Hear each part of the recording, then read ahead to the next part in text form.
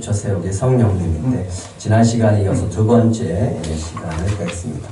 뭐 성령님 하면 할 게 너무나 많긴 하지만 축소해서 우리가 꼭 알아야 될 것만 그리고 또 그것을 통해서 우리가 믿고 살아가기 위해서 좀 단축을 해봤습니다. 어떤 중고 사이트죠. 잘 알고 있는 사이트인데 이게 이런 게 올라갔어요. 죽은 화분 2개 갖고 가실 분. 그럼 밑에다가 이렇게 써놨어요. 빨리 사주세요. 사줄 분은 있습니까? 이게 뭘까요? 느낌이 여러분은 어떻습니까? 혹시 신청 후방증 아니에요? 저는 그냥 쓰레기다 생각했어요. 그 쓰레기를 갖다가 자기가 버리면 되지. 왜 이걸 굳이 가져가라고 나눔이라고 할까? 참 세상이 어떻게 되는 건지 참 속상하다는 생각이 들기도 합니다. 요즘 많은 사람들이 식물을 키우는데 식물을 키우는 게 쉽지가 않아요. 그래서 사이트에 보면 이런 게 많이 올라와요. 죽은 나무 살리기, 죽어가는 식물 살리기. 그래서 이런 것들에 대해서 정보를 많이 올리는데 주의할 점들에 대한 부분들 대부분 다 공통점이 똑같아요.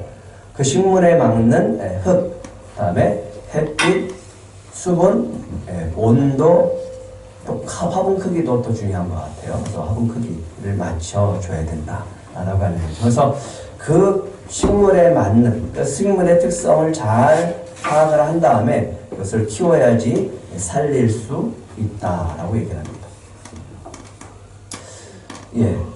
그러면 인간은 어떨까요? 인간은 어떻게 살까요? 살아있는데 무슨 말입니까? 하지만 하나님이 보시기에는 이렇게 얘기합니다. 살아있어도 죽었다라고 얘기합니다. 이게 무슨 말이에요? 우리는 육신을 갖고 있지만 우리 안에는 영혼도 있습니다. 그래서 죽으면 육신은 사라지지만 영혼은 하늘나라로 가게 되는 거죠. 그럼 어떻게 살 수 있을까요? 한번 따라해 보시기 바랍니다. 성령 받으면 죽은 영혼이 살아난다. 죽은 영혼이 살아나려면 뭘 받아야 된다고요? 성령을 받아야 된다라고요. 여러분 안에 성령이 계십니까? 없는 분은 오늘 예수 그리스도를 믿음으로 성령 받기를 축복합니다. 우리 로마서 8장 11절을 크게 한번 같이 읽겠습니다. 시작. 예수를 죽은 자 가운데서 살리시니 영이 너희 안에 거하시면 그리스도 예수를 죽은 자 가운데서 살리신 이가 너희 안에 거하시는 그의 영으로 말미암아 너희 죽을 몸도 살리시리라. 우리 죽을 몸도 성령으로 말미암아 살게 된다라고 합니다. 믿으십니까? 그러기 위해서 우리가 뭘 받아야 된다고요? 내 안에 성령이 계시지 않으면 우리는 죽은 사람이랑 똑같다라고 합니다. 죽으면 다시 살아날 수가 없고 죽으면 하나님 앞에 나아갈 수 없다라고 하는 거죠. 그걸 죽은 사람이다라고 하는 거예요. 아니 살아있는데 무슨 소리입니까? 하나님의 눈으로 보면 그렇다라고 하는 거예요. 그래서 우리가 전도를 하는 거예요. 전도를 해서 예수를 믿을 때 그 예수 믿는 자들에게 성령을 부어주실 줄 믿습니다. 그 사람이 바로 산 사람이라고 하는 거예요. 죽어도 산 사람. 그래서 우리는 죽어도 다시 사는 사람들임을 믿으시기 바랍니다. 들에 가면 들꽃이 있죠. 시커매서 겨울 내내 죽어서 아무것도 없을 것 같지만 봄이 되면 피어요. 참 놀랍지 않습니까? 그게 바로 생명력이에요. 죽은 것 같지만 살아있어요. 그 화분을 다 정리해서 나는 다 죽었는 줄 알고 저 뒤에다 쌓아놨거든요. 근데 뭐가 이렇게 하나 파란 게 올라오더라고요. 그래서 다 죽었는 줄 알았는데 보니까 국화가 다시 살아나서 피어 오르고 있더라고요. 잎이 참 놀랍다. 그 생명력을 예수님은 이렇게 얘기합니다. 들꽃이라고. 그래서 들꽃에 비유하는데 우리 교회의 이름입니다. 한번 같이 읽겠습니다. 마태복음 6장 28절 19절 시작. 또 너희가 어찌 의복을 위하여 염려하느냐. 드레베 가파가 어떻게 자라는가 생각하여 보라. 수고도 아니하고 길쌈도 아니하니라.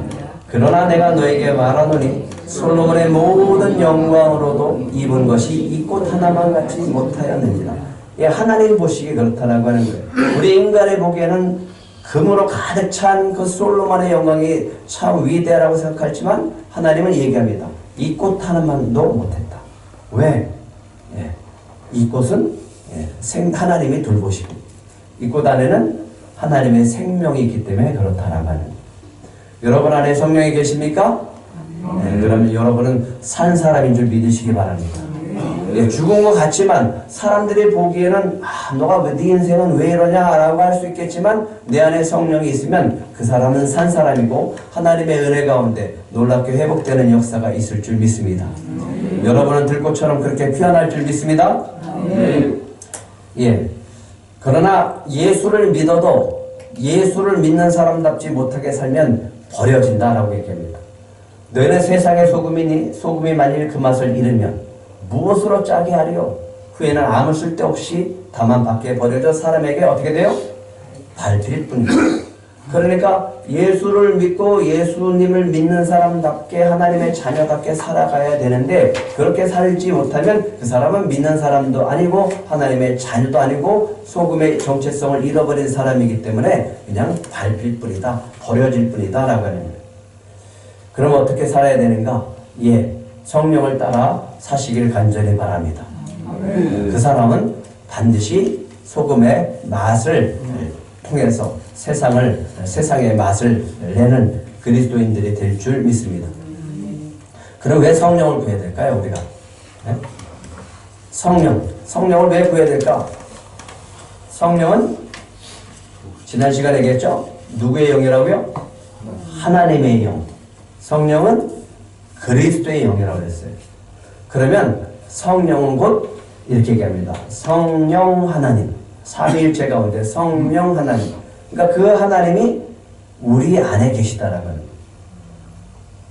그러니까 성령은 한번 따라해 보실래요? 최고의 선물이다. 하나님이 주시고자 하는 최고의 선물은 하나님 자신이에요.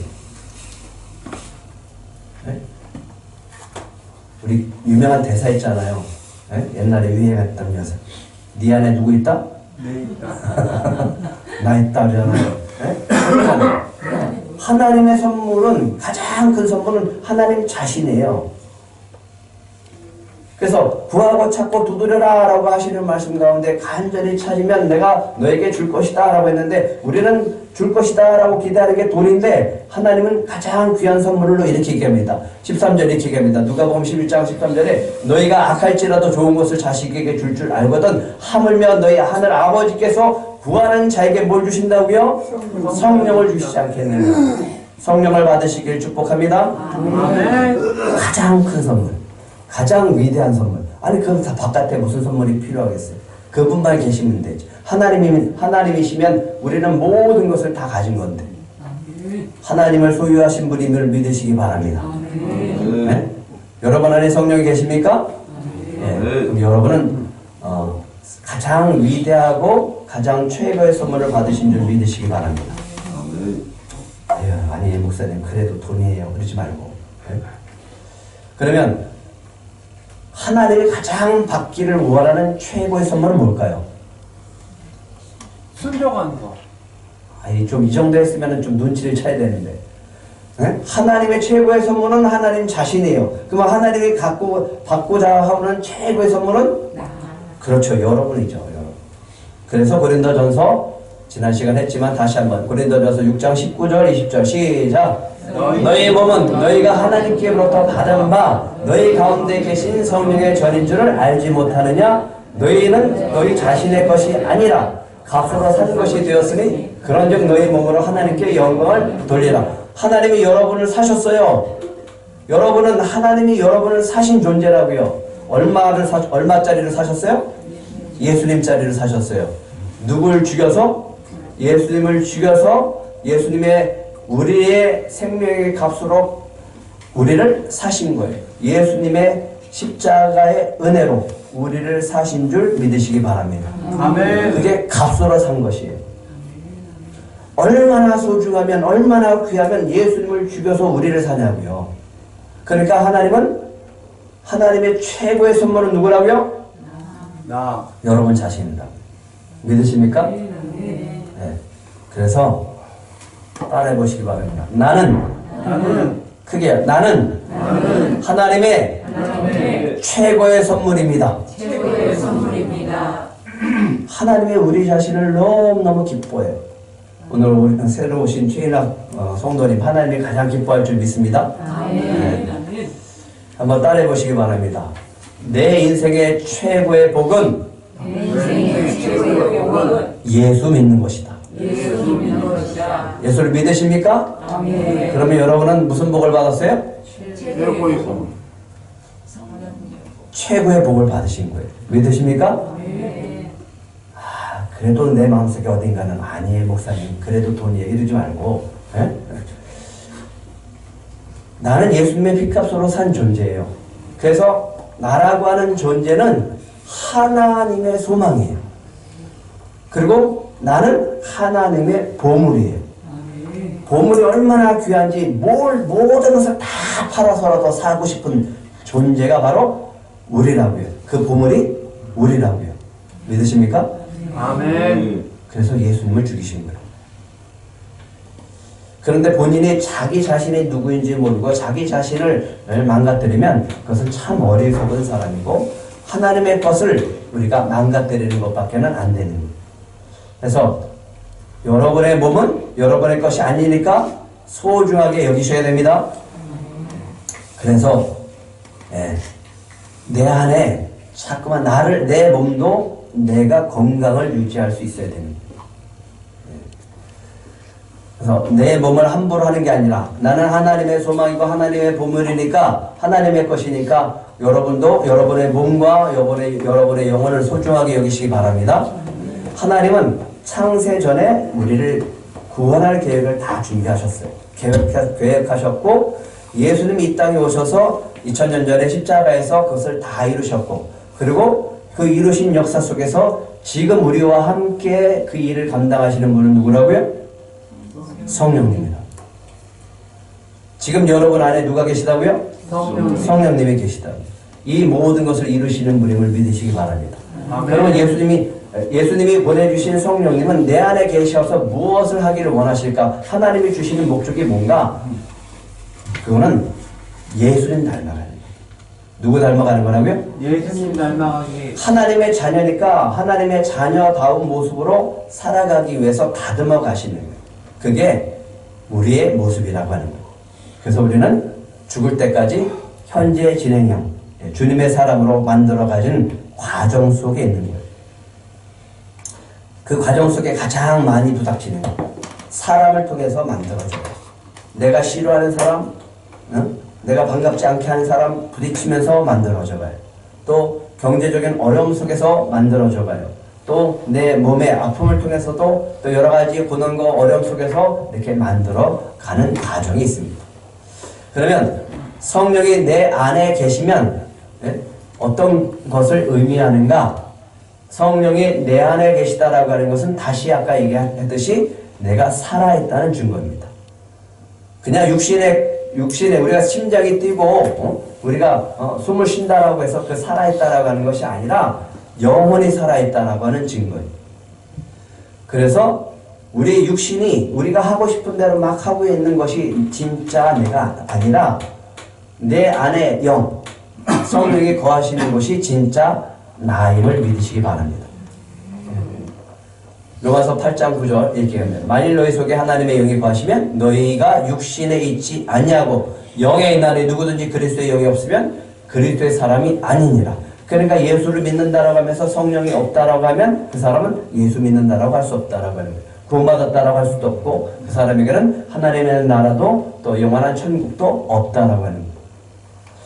그리스도께서는 너희 안에 계시면 몸은 죄로 말미암아 죽은 것이나 영은 의로 말미암아 어떻게 됐다고요? 살아 있는 것입니다. 여러분은 살아 있습니까? 죽어 있습니까? 살아있습니다. 다 산자들임을 믿으시기 바랍니다. 또 한 가지 성령이 내 안에 계시면 나는 아까 그랬죠? 하나님의 것이다. 하나님의 것으로 소유되어진 존재다. 우리의 몸을 하나님께서 사셨다. 예수님의 핏값으로. 그러면 왜 우리를 하나님의 것으로 만드셨는가? 왜 하나님의 소유로 그렇게 만드셨는가? 내가 그렇게 귀한가? 내가 그렇게 소중한가? 예, 맞습니다.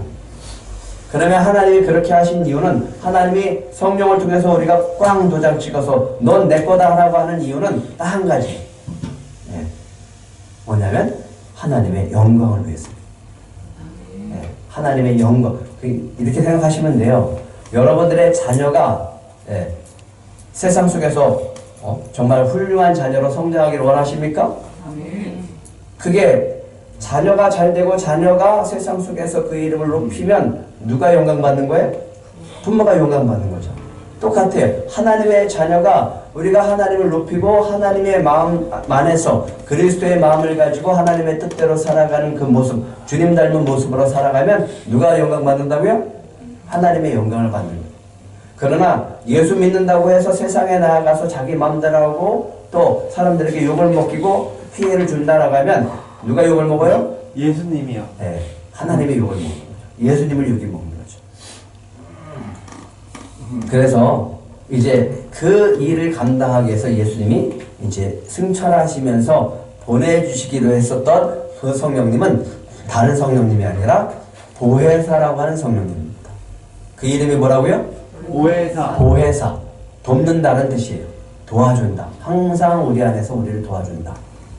근데 어떻게 도와주시는가? 네, 우리와 함께 하심으로 도와주십니다.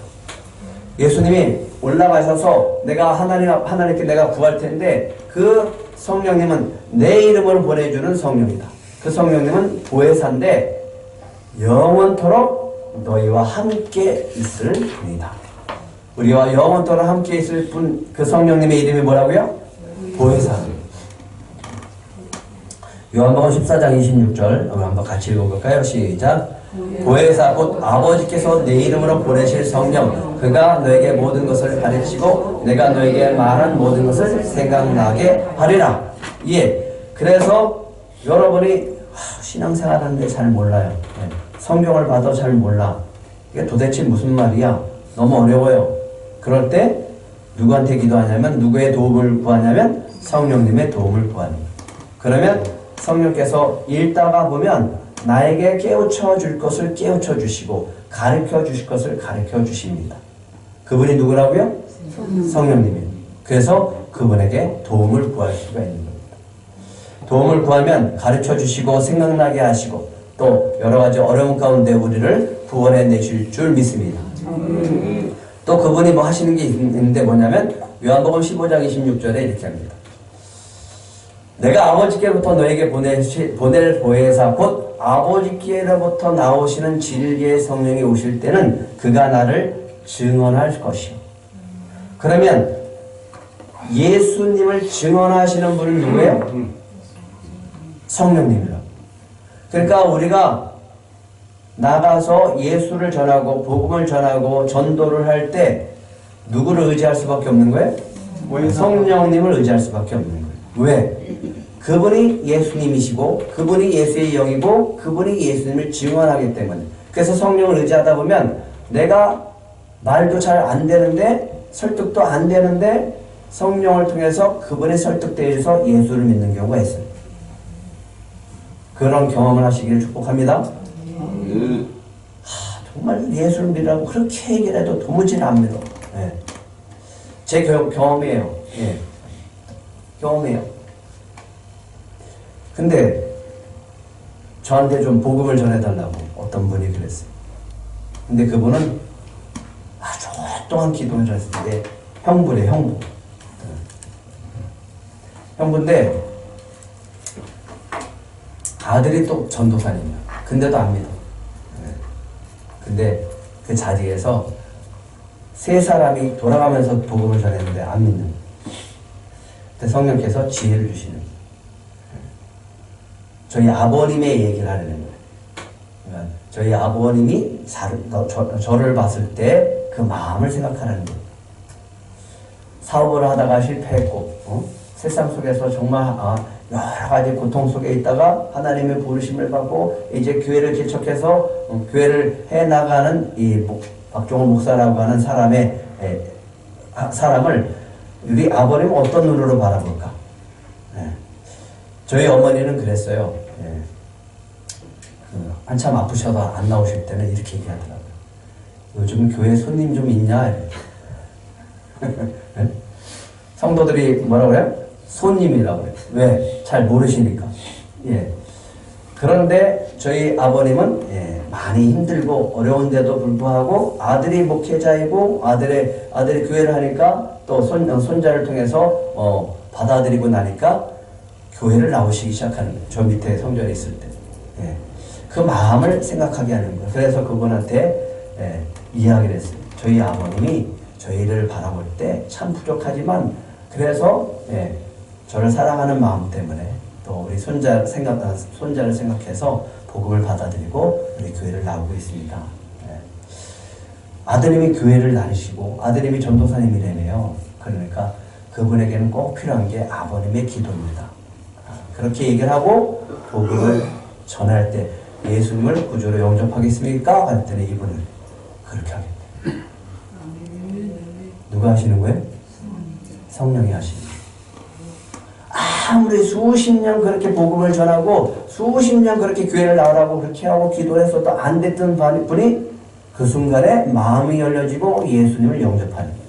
누가 하시는 거라고요? 성령이 하시는 거예요. 이 경험이 저와 여러분에게 계속 있기를 축복합니다. 성령님의 일하심과 성령님의 역사 속에는 영원히 살아나는 역사가 있을 줄 믿습니다. 네 번째는요, 진리의 성령이 오시면 진리 가운데 인도하십니다. 예, 여러분의 성경을 모르면 누구를 구하라고요? 성령님을 구하라고요. 그리고 기도하고 펼치시면 그 모든 것을 깨닫게 되어질 줄 믿습니다. 설교를 들어도 도대체 목사님이 무슨 소리를 하는지 모르면 누구의 도움을 구하면 된다고요? 성령님의 도움을 구하시면 여러분 안에 깨닫게 하시고 느끼게 하실 줄 믿습니다. 또 하나님의 뜻이 뭐예요 도대체? 하나님의 뜻대로 살려면요. 그럼 하나님의 뜻이 도대체 뭐예요? 하나님이 기뻐하는 게 뭐예요? 라고 모르시면 누구한테 물어보면 된다고요? 성령님께 물어보면 됩니다. 왜? 성령님은 하나님이시고 성령님은 하나님의 계획한 것까지 통달하시고 다 아시는 분이기 때문에. 그래서 어떻게 하라고 그랬죠? 한번 따라해 보실래요? 성령님 알려주세요. 가르쳐주세요. 깨닫게 해주세요. 예. 그러면 알려주시고 가르쳐주시고 깨닫게 해주실 줄 믿습니다. 예. 지난 시간에 얘기했습니다. 아니 하나님의 택한 백성인데 왜 망해요? 하나님의 백성이잖아요. 복 받고 살아야죠. 근데 왜 하나님의 백성인데 복과 저주를 낳는데 왜 복을 안 택하고 저주를 택하고 멸망의 길로 가냐 이거죠. 여러분은 복받은 사람들임을 믿으시기 바랍니다. 하나님 약속했어요. 이스라엘 백성에게 너희가 내 백성이 되고 내 말과 내 명령을 따르면 내 하나님 여호와께서 너를 세계 모든 민족에서 뛰어나게 하실 것이다. 근데 놀라운 것은 지금도 여러분들이 아까 우리 김영찬 집사님이 기도 가운데 어느 나라가 나왔어요? 네, 이스라엘이 나왔잖아요. 지금도 수천 년이 지났는데도 하나님의 약속은 그대로 이루어지고 있어요. 놀랍지 않아요? 비결은 이겁니다. 내 말을 청종하면 복이 날 거다. 반대로 순종하지 않고 지켜 행하 내 명령과 규례를 지켜야 하지 않으면 저주가 임할 거다. 뭘 선택해야 돼요 그러면? 복을 선택해야죠. 네? 그래 이제 복을 받고 복을 누리는 하나님의 자녀들이 될 거 아닙니까? 그런데 하나님이 이렇게 얘기합니다. 만약에 너희가 하나님의 말씀을 듣지 않으면 여호와께서 너희를 망하게 하시며 멸하시기를 기뻐할 거다. 너희가 들어가 차지할 땅에서 뽑힐 것이고 여호와께서 너를 땅 이 끝에서 저 끝까지 만민 중에 흩어버릴 거다. 그래서 너희들이 알지 못하는 목석 우상을 섬기게 될 것이다. 스가랴에 보면 이런 말을 합니다. 이스라엘이 왜 멸망했는지 듣기를 싫어하여 등을 돌리며 듣지 아니하려고 귀를 막으며 마음을 뭐같이 했어요? 금강석 같게 하여 다이아몬드처럼 그렇게 단단하게 해서 하나님의 말씀을 안 들었다라고 해요. 선지자의 말씀도 안 들었다라고 하는 거예요. 그 큰 진노가 만군의 여호와께로부터 나왔으니 내가 불러도 그들이 듣지 아니한 것처럼 그들이 불러도 내가 듣지 아니하리라. 너희들이 나를 불러도 내가 듣지 않을 거다. 결국 이스라엘 백성들은 멸망해버렸어요. 하지만 멸망했다고 하나님은 포기하지 않습니다. 여러분이 망했다라고 해서 하나님이 여러분을 포기하지 않으시는 줄 믿으시기 바랍니다. 왜요?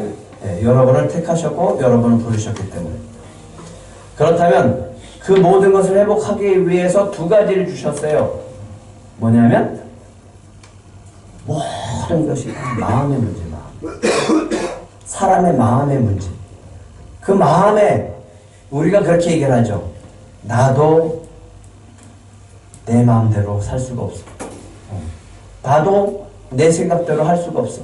나도 내가 계획되는 대로 살 수가 없어. 그렇잖아요. 우리가 그 인간이 그렇다고요. 그런데 성령의 부어짐으로 말미암아 하나님이 하시고자 하는 것은 뭐냐면 내가 하나님의 뜻대로 살아갈 수 있도록 부어주시는 분이 성령입니다. 나도 정말 잘 살고 싶고 나도 정말 예수님 믿고 잘 살고 싶고 나도 예수님 하나님 말씀대로 살고 싶은데 자꾸만 나가면 옛날 방식 또 옛날 생각한 대로 내가 원하는 대로 살아가니까 자꾸만 죄를 짓네. 어떻게 할까? 예, 그래서 성령을 부어주시는 거예요. 성령이 우리 안에 있어서 하나님의 말씀을 따라 살아갈 수 있도록 그래서 복된 백성으로 살아갈 수 있도록 하기 위해서 누굴 보내주셨다고요? 성령을 보내주셨다. 이제 예수님이 올라가시면서 얘기하십니다. 성령을 받아라. 성령을 보내줄 거다. 그러면 성령을 보내주시는 목적이 뭔가라고 하는 거예요. 다시 한번 우리 사도행전 1장 8절 읽겠습니다. 시작. 오직 성령이 너에게 임하시면 너희가 권능을 받고 예루살렘과 온 유대와 사마리아 땅끝까지 이르러 누구 증인이 된다? 예수의 증인이 되리라. 그러니까 성령님이 임하시고 내 안에 계셔야만 내가 누구를 전할 수 있어요? 예수님을 전할 수 있어요. 기도 안 하고 성령을 구하지 않으면 우리가 나아가서 정말 예수 믿으세요라고 하는 말도 제대로 못해요. 예수자도 꺼내지도 못해요. 그럼 뭐라고 할 거예요? 네, 건빵 드세요 그러실 거예요? 성령이 임했어요. 근데 성령이 임할 때는 각자 임합니다. 네, 여러분 각자 위에 임합니다. 하나씩 임합니다. 그리고 이렇게 얘기합니다. 그들이 다 성령의 충만함을 받고 성령의 말하게 하심을 따라 다른 언어들로 말하기를 시작하리라. 이건 뭐냐면 내가 내 입술에서 여러분들이 성령을 받고 방언을 받았다라고 하면 경험합니다. 내가 말을 똑바로 하고 싶어도 똑바로 할 수가 없어요. 누가? 성령이 주관하기 때문에. 그거를 경험하셔야 돼요. 그래서 내가 하려고 하는 게 아니라 성령이 나를 통해서 하신다라고 하는 것을 경험할 때 여러분은 성령의 충만함을 받고 주님의 기쁨의 삶을 살아가게 되어질 줄 믿습니다. 그러면 이렇게 얘기하죠. 성령 충만함을 받으라고 하는데 성령 충만이 뭐예요? 고민하다가 그림을 찾았어요. 그림을 어떻게 설명하는 게 좋을까? 성령 충만이 뭘까? 그래서 이 그림을 한번 보시면 좀 이해가 빠르지 않을까?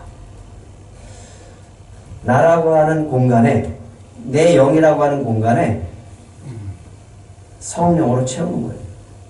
근데 성령이 채워지기 위해서는 뭐가 없어져야 되냐면 더러운 게 없어져야 돼요. 죄가 없어져야 돼요. 죄는 세상에서 짓는 죄뿐만 아니라 하나님의 말하는 죄는 한번 따라해 보실래요? 하나님 없이 내 마음대로 사는 것. 하나님을 의지하지 않고 내 하고 싶은 대로 살아가는 것을 죄라고 하는 거예요. 그거를 비워내는 거예요. 그거를 비워내면 누구로 충만해진다고요? 하나님, 성령으로 충만해집니다. 좀 어렵지만 좀 설명을 할게요. 성령은 두 가지 역할을 합니다. 내가 예수를 믿으면 와서 인쳐서 꽉 도장 찍는 성령님은 인격적인 성령입니다. 그분은 내가 한번 오셔서 죽을 때까지 함께 하시는 분이에요. 그는 인격적인 성령입니다. 굉장히 우리 안에 오셔서 나를 사랑하고 도와주시는 분. 하지만 그분이 일하실 수 있도록 하는 것이 있는데 그게 뭐냐면 은사적인 성령입니다. 능력이 나타나는 것. 네. 치유가 일어나고 어둠의 세력이 떠나가고 네? 병이 고쳐지고 그런 놀라운 은혜가 나타나는 그 성령님의 은혜가 뭐냐면 부어지는 거예요. 여러분들이 자동차를 타고 가다가 기름이 떨어지면 어떻게 해요? 한번 채워지면 영원히 계속 차 타고 다닐 수 있을까요? 아니요. 아니잖아요. 그죠? 그래서 채워지는 거예요. 그래서 떨어지면 채워지는 것을 성령의 채움이 그걸 충만이라고 하는 거예요. 그래서 지속적으로 공급받아야 되는 거예요. 그래서 성령 충만이라고 하는 것은 성령으로 정말 성령이라고 하는 것으로 충만한데 그 충만함이 뭐가 있었냐면 감동입니다. 여러분 안에 감동, 성령이 주는 감동. 이 감동이 있으면요 교회 오고 싶은 거예요. 감동이 생기면 성경이 궁금한 거예요. 감동이 있으면 예수님을 전하고 싶은 마음이 생기는 거예요. 감동이 생기니까 교회에 뭔가 내가 헌신하고 싶은 거예요. 청소도 하고 음식도 만들고 그래서 뭔가 해주고 싶고 하나님 앞에 드리고 싶어. 이런 것들이 생겨지는 거예요. 그리고 아픈 사람이 있대. 그럼 내가 기도해주고 싶고 근데 기도해줬는데 낫는 거예요. 왜? 안에 성령의 충만함을 통해서 성령이 일하고 있으니까. 그런 경험을 여러분들이 하시길 축복합니다. 근데 가만히 생각해보면 조영기 목사님이 가장 많이 썼던 우리가 알고 있는 건데 이거를 자주 하셨고 우리에게 가르쳐준 것이 있는데 너무너무 소중한 게 있는데 요즘은 잘하는 것 같아서 다시 한번 떠올려봤습니다. 한번 해보실래요? 인정하고 누구를? 성령을 그분을 어떻게 인정해요? 내 안에 나와 함께 하신다라고 하는 거예요. 인정하는 거예요. 내 안에 존재하신다라고 하는 거 인정하는 거예요. 또 환영하고 오늘 최애랑 성도님을 환영했던 것처럼 환영하고 초대하고 의지하고 거기까지는 조용기 목사님이 했는데 제가 하나 더 붙였어요. 사랑하라. 그러면 성령이 기뻐하면 성령이 일하세요. 아멘. 그걸 성령 충만함이라고 하는 거예요. 아니 나도 무슨 일을 할 때 내가 기뻐야 일을 하지 하기 싫어 죽겠는데 일하면 그게 효율이 나나요? 안 나죠. 그럼 성령 충만함을 받으려면 어떻게 해야 되나? 첫 번째 한번 크게 하겠습니다. 진심을 다해 예수님을 구주로 고백해야 한다. 예수님이 나의 주인이십니다. 이제 내 인생이 내가 하고 싶은 대로 살았다라고 하면 이제 내려놓겠습니다. 예수님이 하라고 하는 대로 예수님이 나의 주인이시니까 예수님의 뜻대로 살겠습니다. 어떻게 하면 그렇게 살 수 있을까요? 내가 성질이 나고 내가 하고 싶은 대로 좀 하고 싶고 내 자유가 자꾸만 눌리는 것 같은데 그거를 비우라고요. 비우고 비울 때 성령이 충만해져서 나아갈 수 있는 거예요. 여러분의 주인은 누구라고요? 주님. 예수님이요. 예수님을 구주로 고백하시기 바랍니다. 그러니까 자꾸만 내 안에서 이러면 안 되지. 이러면 안 되지. 라고 하는 것도 성령이 주시는 거예요. 두 번째는 죄를 남김없이 다 고백해야 됩니다. 없어야지 충만해져요. 있으면 덜 채워지는 거예요. 사도행전 2장 38절 한번 같이 읽겠습니다. 시작. 베드로가 이르되 너희가 회개하여 각각 예수 그리스도의 이름으로 세례를 받고 죄 사함을 받으라. 그리하면 성령의 선물을 받으리니. 여러분 안에 찌꺼기들을 다 비워내는 거예요. 밥을 먹으려면 그릇을 깨끗하게 씻어야 되잖아요. 그런 것처럼 깨끗하게 씻으면 맛있는 음식이 채워지듯이 성령이 채워지는 은혜가 있을 줄 믿습니다. 그게 성령 충만이다. 그런 상태가 되어질 때 기적이 나타나는. 계속해요. 나를 비우는 거예요. 성령이 일하게 하려면 끊임없이 내 생각, 내 방법, 내 감정, 내 욕심 버리는 거예요. 버려야지 채워지죠. 그럼 어떻게 해야 됩니까? 한 가지만 하시면 돼요. 한번 따라 하시겠습니다. 아멘. 아멘. 이것만 잘해도 돼요. 순종하겠습니다. 순종하겠습니다. 하면 성령 충만해지는 거예요. 네. 그러면 이제 앞으로는 아멘을 잘하시는 분이 성령 충만한 줄 믿겠습니다. 네. 뭘 잘하라고요? 예, 아멘은 하나님 그렇게 하겠습니다. 예, 하나님 그렇게 하겠습니다. 라고 하는 동의예요. 성령 충만하면 이런 은혜가 있습니다. 예. 정말 여러분이 성령 충만함을, 성령을 받았을 때의 그 경험은 아직도 있지 않아요. 수십 년 전에 있었던 그 경험은 지금도 안 잊혀져요. 성령을 받았을 때, 성령이 채워졌을 때 그 기쁨은, 예, 그 기억은 아직도 안 잊혀져요. 제가 예수님을 만나고, 예, 성전에서 사람들은 다 떠났어요. 다 떠나고. 제가 새벽 기도할 때의 그 기도 제목은 그래요. 돈 주세요. 빚 갚아야 돼요. 예? 하나님이 나를 사랑하시면 내가 이렇게 부도났는데 나를 그때로 내버려 둘 겁니까? 아니면 나는 죽을 수밖에 없습니다. 라고 그렇게 할 때, 예, 정말 하나님이 나를 사랑하면 좀 보여주세요. 라고 했을 때 예수님이, 예, 직접 오셨어요. 그때 만났어요. 그 만나고 그 나에게 성령을 부어주시는 그 충만함은, 그 상황은, 예, 죽을 때까지 잊혀지지 않아요. 그 성령의 충만함을 오늘 받으시길 축복합니다. 말할 수 없는 기쁨. 근데 성령의 충만함을 받으니까 뭐가 없어지냐면 근심이 없어져요. 근심이 없어지는. 그리고 믿음이 생겨요. 이런 믿음. 한번 따라해 보실래요? 주님이 하신다. 주님이 하신다. 네. 아무리 내가 정말 힘들고 죽을 것 같은 상황이 됐는데 마음에 평안이 오기 시작합니다. 그리고 이 믿음이 생기는. 주님이 하신다. 주님이 하신다. 주의 일을 감당할 수 있는 능력을 주십니다. 지쳤죠? 네. 지칩니다. 내 육신이 있으니까 지치는데 주의 일을 하게 되면 감당하는 거예요. 지난주에 우리 김영찬 집사님이 그러더라고요. 우리 오건사님. 교회만 오면 펄펄 난다고. 집에 가면 계속 누워있는데.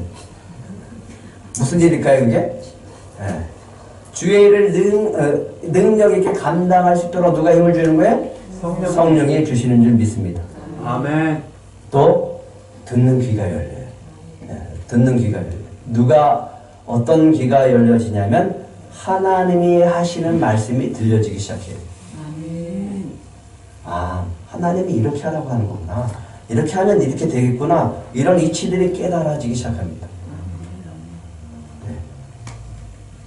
또 입이 열려져요. 어떤 분은 정말 얌전해. 정말 한마디도 안 해.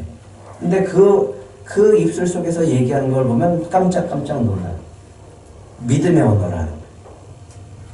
그리고 정말 도저히 불가능하고 정말 이 사람은 가능성이 없는 그런 환경 속에서 회생할 기회가 없다라고 하는데 이분이 일으키게 하는 거예요. 네, 할 수 있습니다. 네, 회복될 수 있습니다. 아, 도대체 뭘 믿고 그럴까? 네, 그 안에 성령의 충만하면 우리가 볼 수 없는, 우리가 알 수 없는 믿음의 언어를 하게 되어 있습니다. 또 한 가지는, 야, 저런 상황에서 무슨 감사하냐? 응? 그런 상황에서 뭘 감사해? 지금 당신이 얻어야 되고 도움을 요청해야 되는데, 근데 감사되는 거예요. 아시는 목사님 사모님이 이제 폐에 암이 있어서 큰 수술을 하셨어요. 근데 이제 3년 계속 항암을 받고, 예, 회복되어 표적 항암을 하면서 해야 되는데 1년 반이 됐어요. 근데 얼마 전에 그 기력이 떨어져서, 예, 이제 병원에 다시 입원하셨어요. 그분이 힘이 없는 상태에서 이렇게 얘기하십니다. 감사합니다. 감사합니다. 네, 목사님이 그런데 그렇게 생각했대요. 그냥 입으로 하는 걸까? 네? 입으로 저렇게 감사하는 걸까? 저 상황에서? 그때 깨달았다는 거예요. 아니구나. 정말 마음 깊은 속에서 감사하는구나를 알았대. 뭘까요? 예? 그 상황에서 어떻게 감사하냐고요. 예? 이게 항암이 하면 받으면서 약을 먹으면서 이 부작용이 생기니까 몸이 가려워갖고 긁는 상태인데, 그리고 기력이 다 떨어져서 밥맛도 없고 하는 그런 상황인데 뭐가 감사하냐고. 성령에 충만하면 감사의 언어가 나옵니다. 그리고 다 아름답게 보이고 다 사랑스럽게 보이는 뿐만 아니라 담대함으로 믿음의 선포가 나와요. 기도할 때 믿음의 선포가 나오는 거예요. 이런 은혜가 있게 되어질 줄 믿습니다. 예, 나머지는 축소해야 될 것 같아요. 이 정도 했으면 충분히 한 것 같아서. 그래서 그냥 쭉 읽어드릴게요. 어떤 건 너무 많아갖고 내가 뭐 일일이 다 할 수가 없습니다. 믿음의 사람이 됩니다. 예수님의 말씀을 깨닫고 말씀대로 살아가게 되어지고요. 상황과 감정과 현실을 뛰어넘어서 감사하게 되어지고 담대하게 복음을 전하는 예수의 증인이 되어집니다. 또 자신의 직분을 충성스럽게 성실하게 잘 감당하게 되어지고요. 내 마음대로 살지 않고 성령의 법을 따라 살게 되어지고요. 새 마음과 성령으로 성령의 열매를 맺게 되어집니다. 그리고 오늘 맨 마지막에 하고 싶은 거, 하늘 부흥이 일어납니다. 들꽃교회가 간절히 사모하는 거, 하늘 부흥이 일어나게 될 줄 믿습니다. 우리 같이 읽겠습니다. 사도행전 2장 43절부터 47절까지 같이 읽겠습니다. 시작. 사람마다 두려워하는데 사도들로 말미암아 기사와 표적이 많이 나타나니 날마다 마음을 갖춰야 성전에 모이기를 힘쓰고 집에서 떡을 떼며 기쁨과 순전한 마음으로 음식을 먹고 하나님을 찬미하며 또 온 백성의 칭송을 받으니 주께서 구원받는 사람을 날마다 더하게 하십니다. 무엇을 하면요? 성령이 충만하게 되어지면. 이런 성령의 역사가 우리 들꽃교회에 임하기를 축복합니다. 그래서 이번 주에 할 것이 있습니다. 어떻게 하라고 그랬지 아까? 한번 해보게. 성령을 기쁘시게 하는 것. 한번 따라하겠습니다. 성령님, 인정합니다. 환영합니다. 모셔드립니다. 성령님 의지합니다. 사랑합니다. 이렇게 하면 성령님이 기쁘게 받으시고 성령의 역사가 나타나게 되어질 줄 믿습니다.